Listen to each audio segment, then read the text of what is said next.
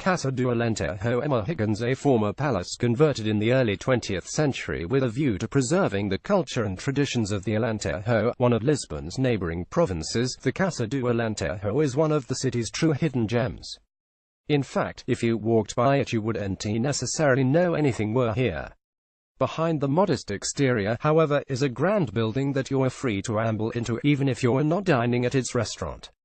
Open the front door and head up the stairs to admire the courtyard with ornate arches, balconies on the first floor, and a fountain in its center. 2 Underdogs Art Store Exhibition. Underdogs.net. Hills is as much of a household name in Portuguese street art as Banksy is to the rest of the world. Examples from the creative artist, who is known for cutting out his pieces from the faces of buildings, can be found all over Lisbon, if you know where to look. Hills is part of Underdogs, an art collective, shop, gallery, and tour company based in Lisbon that will show you everything you need to know when it comes to street art in the Portuguese capital. Visits to the gallery and the art store on opposite sides of the city, it's worth noting, a must-dos, and while you're at the latter, book yourself on a public art tour, plus have a rainbow bagel and coffee while sitting by the water. The art store sits right next to the banks of the Tagus, 3 Corvosbury craft beer in Lisbon. Dreams time. If you happen to be walking through the neighborhood that Corvos 2 Crowsbury calls home, you wouldn't know it was there unless you were paying attention. The entrance, a dark grey sliding door with a black crow on it, blends into the surroundings, but if you're listening carefully you might just hear the clinking of beer bottles behind it.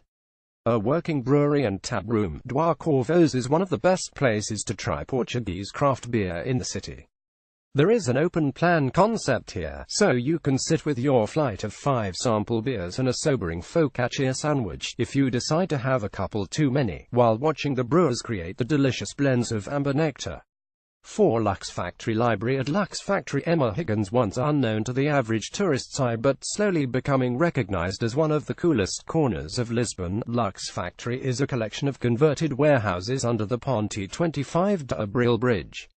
The spaces have been turned into restaurants, cafe, design shops, vintage homeware stores, and workspace for designers. By day, peruse the vintage oddities stocked in the shops here, stopping every now and then for a coffee. By night, dine in the well-respected eateries. I highly recommend Cantina Lux for dinner, but hurry, as Lux Factory might not be much of a secret for long. 5 Jardim de Toural. Emma Higgins as a city set on 7 hills. Viewpoints are a big deal in Lisbon, but you'll be lucky to come to these on sunny days without crowds of people joining you. Jardim de Toural, north of Rocio, is an alternative spot where far fewer people go, seeing as it takes a bit of a walk to reach. It's worth finding the time to do just that.